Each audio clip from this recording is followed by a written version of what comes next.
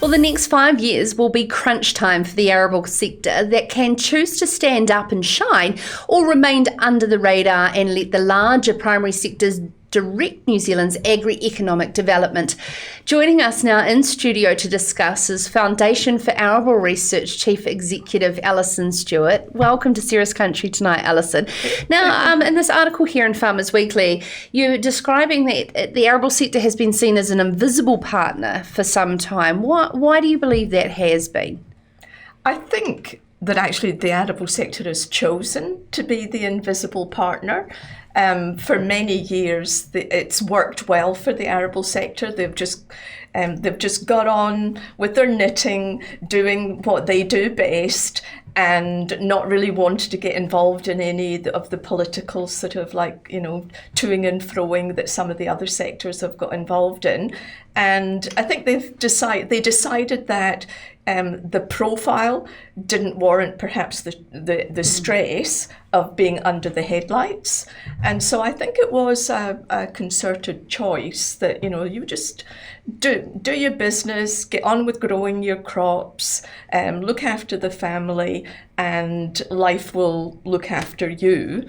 And of course, that's not necessarily the strategy that's going to work in the future. And for those who know Alison Stewart, certainly staying quiet on these issues is certainly something that it would be difficult in leading forward the members of FAR, Foundation for Arable Research. Do you believe that Arable is stepping into the game because of the debate around plant versus meat? Is this a reason to step into this, the fold? I don't think it's specifically plant versus meat because, as you know, I just sort of think that's a distraction for New Zealand, and I think we should embrace both. And so I would never present plant options as an alternative to meat. I think that we should be able to have both opportunities. I think it's more the fact that the environment in New Zealand for the farming sector is changed. It's a lot more demanding, and the public have much greater expectations around how we farm. And I think that the arable sector has to be round the table when those discussions about how we move forward with farming in New Zealand happens, because I wouldn't like to see perverse policies being developed that suit the horticulture sector or the livestock sector and end up being quite disadvantageous to the arable sector. So I just think it's the time where arable has to just be round the table, present itself as a valuable land use option for New Zealand, and accept that you might get challenged on some of the things that we do, but we actually have a really good story to tell. And since I've been the CEO, I've just been amazed at the caliber of the growers and the sophistication of the farming systems. And I just sort of think, gosh, most of New Zealand just doesn't even really know what arable is. They don't really know what cropping farmers do and how we contribute to both the domestic market, but also as a crucial underpinning support service to the livestock sector that obviously delivers a huge export value to the country. So, as you say, I don't like sitting back and being quiet, and I'm getting more and more provocative in my old age. And so I just sort of feel as if that this is the time when the arable sector needs to stand up and be counted. And you're saying being at that table and being a big part of the livestock sector with animal feed, we've seen that where you stepped up to the plate with the drought conditions, and particularly in the North Island, and supporting that against our milling wheat as well. But when it comes to those provocative issues such as freshwater and the nitrogen cap, etc., arable have been sort of left out of that conversation or been given dispensation. Yeah. How do you be seen as collaborating with the livestock sector in scenarios like that from a political perspective? It's always nice if you get a get out of jail card, and the politicians say, well, we're going to impose this target on the livestock sector, but not you. But the reality is that it's we still have to address the issues. We know that there are improvements that we can make in the arable sector.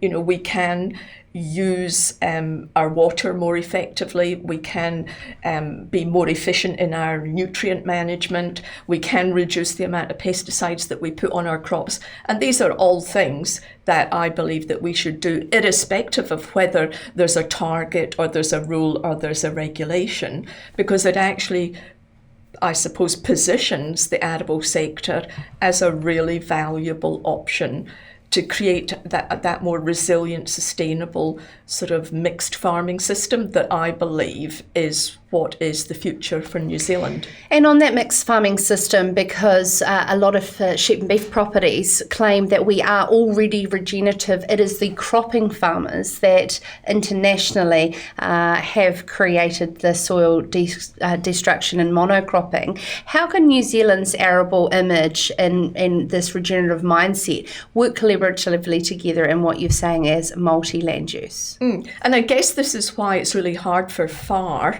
to sort of get in behind, the regenerative concept, because it is a concept that's come from overseas, like the Midwest of the US, where those large monocultures of soya and cotton and corn have degraded the land.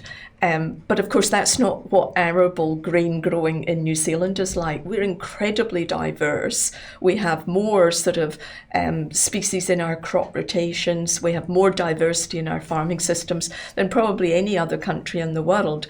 And so we have to be really proactive and making sure that people understand that the negative scenarios presented overseas are not a reflection of arable cropping in New Zealand. And if you actually took the best arable sort of farming enterprise and compared it with the very best regenerative agriculture enterprise, there probably would be no difference between the two. In environmental impact. Yeah. Yeah.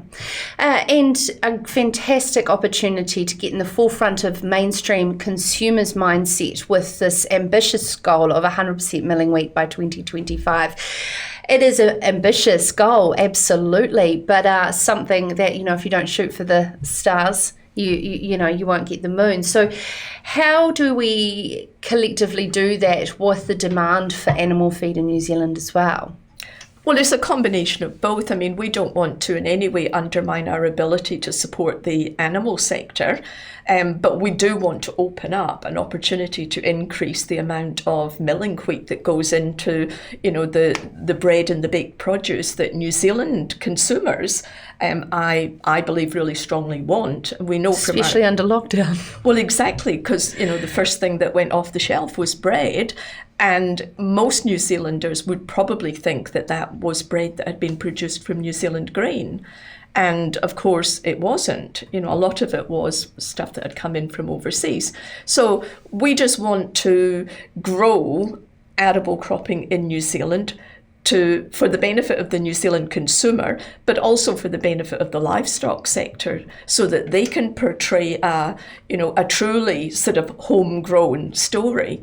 I think if you're bringing in imported feed to feed livestock as opposed to New Zealand feed, I don't think that story is as compelling to an export market. Especially with the demands in banning PKE, palm kernel, as well.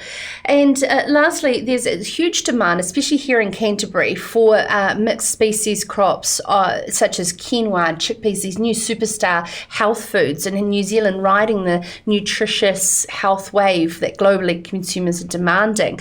Yet processing seems to continuously be an issue with all the different requirements. How's FAR sort of working on supporting these types of innovations, both from a processing perspective, but also farmers being understand the economics behind it? Well, and that latter point you make is the crucial point.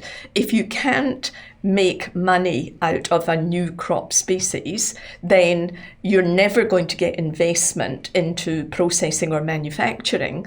So it's like any business, growing the crop is one thing, but it has to be a profitable enterprise to attract investors that will then, sort of put the infrastructure in place to either manufacture or process. And I think that we sometimes think that as long as you can grow the crop, then that's it, you'll be successful. But the reality is that if you haven't identified, a high value export market that is going to sort of give you the added premium for that, we're never going to be able to compete with the commodity protein market that Canada and Australia and other countries have. So we have to find some sort of niche point of differentiation. And if you get the business model right and the market is big enough, then investors will invest in the processing because it will give them a good enough return. It's a real chicken and egg situation, Alison, and I don't like to be promoting this, but New Zealand Merino have showed an example of brand partners and supplier partnership arrangements. What work is FAR able to do? I know it's a foundation for research, but in terms of bringing that commercial element to even our New Zealand baked goods companies to encourage them to source spray-free wheat, New Zealand grown, etc. more and more, our cereals, our added value plant-based milks, etc. Everything comes down to a good business plan and having enough investment to be able to drive the opportunity. And I think one of the problems in the arable sector is we've done lots of stop-start type of initiatives over the years because we have come up with a good idea, started the initiative, then lost our way and not had enough money to be able to get over all of the hurdles. So it's actually planning, it's strategic planning, it's getting the market insight right, it's getting the partnership along the supply chain right, it's being clever enough to work out how everybody along the supply chain can clip the ticket. And I just don't think that we've been particularly good at that. And I think what we need to do is we need to be talking to those sectors that have been very successful and looking to see, how we can mirror some of the business models that they've used. So I'm spending a lot of my time now talking to other sectors that have been able to raise awareness and promote their produce, who have been able to open up new export market opportunities, just trying to learn lessons. And it doesn't even have to be in the food production space. It can be in, healthcare or anything like that, because there are business models that work. And if you've got a product that a consumer wants, then you can fit that into that business model.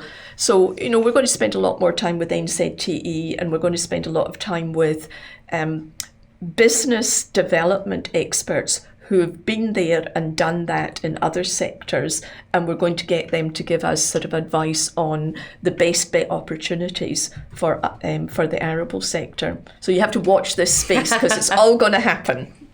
Absolutely. I love catching up with Alison Stewart, CEO for FAR, which is the Foundation for Arable Research. Huge amounts of passion and energy herself and her team do to grow value for their members. And of course, I have to give a bit of a shout out. Alison is the host of her own podcast. It is called Cut the Crop. Make sure you search that on wherever you listen to your podcast, or go to cutthecrop.co.nz. I can absolutely guarantee I've learned a lot from that podcast, and you will as well. This is Sarah's Country.